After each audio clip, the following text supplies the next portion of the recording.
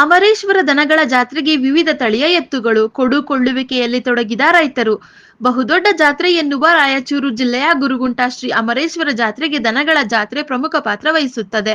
ವಾರದಿಂದ 10 ದಿನಗಳ ಕಾಲ ನಡೆಯುವ ಈ ಜಾತ್ರೆಗೆ ಜವಾರಿ, ಕಿಲಾರಿ, ಹಳ್ಳಿಕಾರ ತಳಿಗಳ ರಾಸುಗಳು ಆಗಮಿಸಿದ್ದವು. ಸತತ 4-5 ವರ್ಷಗಳಿಂದ ಬೆಂಬಿಡದೆ ಕಾಡಿದ ಕೋವಿಡ್-19 ಮತ್ತು ಚರ್ಮಗಂಟು, ಕಾಲು, ಬಾಯಿ ಬೇನೆ ರೋಗದ ವೈರಸ್ ಹರಡುವ ಭೀತಿಯಿಂದ ದನಗಳ ಜಾತ್ರೆಯನ್ನು ನಿಷೇಧಿಸಿದ್ದರಿಂದ ಜಾತ್ರೆ ಕಳೆದುಕೊಂಡಿತ್ತು. ಕಳೆದ ಬಾರಿಗಿಂತ ದಾಖಲೆ ದನಗಳು ಸೇರಿದ್ದು ರಾಯಚೂರು ಜಿಲ್ಲೆ ಸೇರಿದಂತೆ ಯಾದಗಿರಿ, ಕೊಪ್ಪಳ, ವಿಜಯಪುರ, ಬಾಗಲಕೋಟೆ 4-5 ಜಿಲ್ಲೆಯ ರೈತರು, ದಲ್ಲಾಳಿಗಳು ಕೊಳ್ಳುವಲ್ಲಿ ತೊಡಗಿದ್ದರು. ಯಾವುದೇ ಸುಂಕವಿಲ್ಲದೆ ದೇವಸ್ಥಾನ ಸಮಿತಿ ಸುಮಾರು 150 ಎಕರೆ ಜಾಗದಷ್ಟು ವಿಶಾಲ ಪ್ರದೇಶದಲ್ಲಿ ಸುಣ್ಣದ ಗೆರೆಗಳೊಂದಿಗೆ ಕಲ್ಲು ನಡ ಹಾಕಿ ಜಾನುವಾರುಗಳನ್ನು ಕಟ್ಟಲು ಸ್ಥಳಾವಕಾಶ ಮಾಡಿಕೊಟ್ಟಿದ್ದಾರೆ. ಆ ಜಾಗದಲ್ಲಿ ಗೋವು ಪಾಲಕರು ಅಲ್ಲಲ್ಲಿ ಟೆಂಟ್ ಹಾಕಿಕೊಂಡು ದನಗಳನ್ನು ಕಟ್ಟಿ ಜೋರು ಮಾರಾಟ ನಡೆಸಿದ್ದರು. ಪೂರ್ವ ಮುಂಗಾರು ಬಿತ್ತನೆಗೆ ಅಣಿಗೊಳಿಸುವ ರೈತರಿಗೆ ಈ ದನಗಳ ಜಾತ್ರೆ ಬಹು ಸಹಕಾರಿಯಾಗಿದೆ.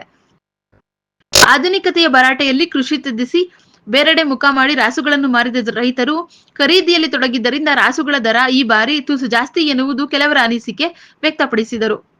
ಮಾರಾಟ ಮಾಡಲು ತಂದ 50,000ದಿಂದ 5 ಲಕ್ಷದವರೆಗಿನ ವಿವಿಧ ತಳಿಯ ಎತ್ತುಗಳನ್ನು ನೋಡಲು ರೈತರು ಗುಂಪಾಗಿ ಆಗಮಿಸುತ್ತಿದ್ದರು. ರೈತರು ತಾವು ತಂದ ರಾಸುಗಳನ್ನು ಮಾರಿ ಅದೇ ಹಣದಲ್ಲಿ ವಯಸ್ಸು, ಹಲ್ಲು, ಆಕಾರ, ಶರೀರ ಎಲ್ಲವನ್ನು ನೋಡಿ ದರ ನಿಗದಿ ಮಾಡಿ ಮತ್ತೊಂದು ಜೋಡಿ ಖರೀದಿಸುತ್ತಿದ್ದರು. ಮೆರವಣಿಗೆ ಮೂಲಕ ಮಾರಾಟ ತರುತ್ತಿದ್ದ ದುಬಾರಿ ಬೆಲೆಯ ದನಗಳನ್ನು ನೋಡಲು ಜನರು ಮುಗಿಬೀಳುತ್ತಿದ್ದರು. ದಾರಿ ಮಧ್ಯದಲ್ಲಿನ ನಾರಾಯಣಪುರ ಬಲದಂಡೆ ನಾಲೆಯ ನೀರಿನಲ್ಲಿ ಜಾನುವಾರುಗಳನ್ನು ತೊಳೆದು ಶುಭ್ರಗೊಳಿಸಿ ಕೋಡು ಕೆತ್ತಿ ಕೋಡಿಗೆ ಮತ್ತು ಮೈತುಂಬ ಬಣ್ಣ ಲೇಪಿಸಿ ರಿಬ್ಬನ್, ಮಿಂಚು ಕಟ್ಟಿ ಶೃಂಗರಿಸಿ ಮಾರಾಟಕ್ಕೆ ಸಜ್ಜುಗೊಳಿಸುತ್ತಿದ್ದರು. ನೆತ್ತಿ ಸುಡು ಬಿಸಿಲಿನಲ್ಲಿ ಕೂಲ್ ವಾಟರ್, ಕಬ್ಬಿನ ಹಾಲು, ಕಲ್ಲಂಗಡಿಗೆ ಭಾರಿ ಬೇಡಿಕೆ ಕಂಡಿತು. ರೈತಾಪಿ ವರ್ಗ ಕೃಷಿ ಪರಿಕರಗಳನ್ನು, ಕೋಡಿನ ರಿಬ್ಬನ್, ವಿವಿಧ ಕಲಾಕೃತಿಯ ಹಣಿಗೆಜ್ಜೆ ಕಟ್ಟುಗಳು, ಮುಗದಾಣಿ, ಮಗಡ, ಕೊಳದಂಡು, ಗೊಂಡೆ, ಹಣಸು, ಜೂಲ, ಮೈಮೇಲೆ ಹೊದಿಸುವ ವರ್ಣರಂಜಿತ ಹೊದಿಕೆಗಳನ್ನು, ಬಜ್ಜಿ, ಜಿಲೇಬಿ, ಸಿಹಿ ತಿಂಡಿ ತಿನಿಸುಗಳ ಅಂಗಡಿಗಳತ್ತ ಹೆಜ್ಜೆ ಹಾಕಿ ಖರೀದಿಯಲ್ಲಿ ತೊಡಗಿದ್ದರು. ಜಾನುವಾರುಗಳಿಗೆ ಕುಡಿಯುವ ನೀರು, ಚಿಕಿತ್ಸೆಗೆ ತಾತ್ಕಾಲಿಕ ಆಸ್ಪತ್ರೆ, ವಿದ್ಯುತ್ಗಾಗಿ ಆಯಾ ಇಲಾಖೆಯವರು ಉಚಿತ ವ್ಯವಸ್ಥೆಯನ್ನು ಕಲ್ಪಿಸಿದ್ದರು. ಸಾಲಾಗಿ ವಿವಿಧ ಆಕಾರದ ಚಕ್ಕಡಿಗಳು ಮಾರಾಟದ ಭರಾಟೆ ಬಲು ಜೋರಿತ್ತು. ರಣ ಬಿಸಿಲಿನ ನೆರಳಿಗೆ ದೇವಸ್ಥಾನ ಕಮಿಟಿ ನೆರಳಿನ ವ್ಯವಸ್ಥೆ ಕಲ್ಪಿಸದೇ ಇದ್ದರಿಂದ ರಾಸುಗಳು ಬೇಗೆಗೆ ಬಳಲುತ್ತಿದ್ದವು. ಗಿಡ ಮರಗಳನ್ನು ಬೆಳೆಸಲು ರೈತರು ಒತ್ತಾಯಿಸಿದರು. ವರದಿ ಆನಂದ ತುರ್ವಿಹಾಳ್, NKS TV4 ರಾಯಚೂರು. ನಾವು ನೋಡ್ರಿ ಸರ, ರೈತರು ನಾವು ಯಾವ ಕಲಾಂತರ ಇಂಥ ಎತ್ತುಗಳನ್ನ ಕಟ್ಕೊಂತ ಬಂದೀವಿ. ಯಾವ ಯಂತ್ರದ ಉಪಯೋಗ ಮಾಡಿಲ್ಲ. ನಾವು ದೊಡ್ಡ ರೈತರಾಗಿ ಏನೂ ವಿಚಾರ ಮಾಡೋಲ್ರಿ.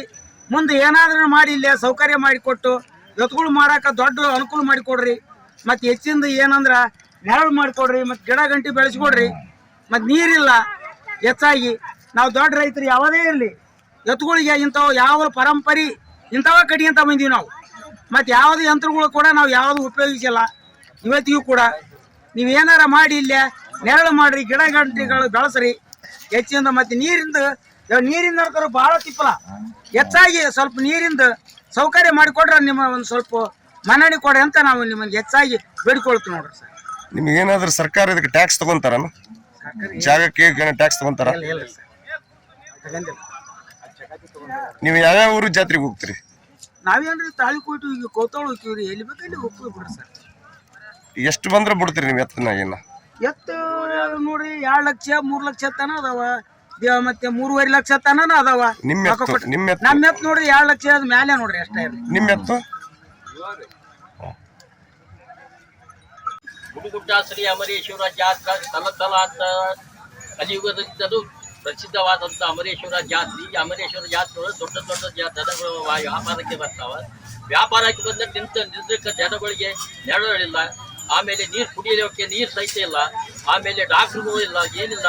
ಇದೆಲ್ಲ ಗೌರ್ಮೆಂಟ್ ಕಡೆಯಿಂದ ಸೌಲಭ್ಯ ಮಾಡಿ ತಿಳಿಸಿ ನಮ್ಮ ರೈತರಿಗೆ ಇದೆಲ್ಲ ಏನೆಲ್ಲ ಸೌಲಭ್ಯ ಮಾಡಿಕೊಡಬೇಕಂತ ವಿನಂತಿ ಕೇಳಿಕೊಳ್ಳುತ್ತೇವೆ. 4 ತಾಲೂಕು ಜಿಲ್ಲಕ್ಕೂ ಪ್ರಸಿದ್ಧವಾದಂಥ ಶ್ರೀ ಅಮರೇಶ್ವರ ಜಾತ್ರಾ ಏನು ಗುರುಗುಂಟ ಶ್ರೀ ಅಮರೇಶ್ವರ ಜಾತ್ರೆ ಅಂತ ಪ್ರಸಿದ್ಧವಾಗಿದೆ.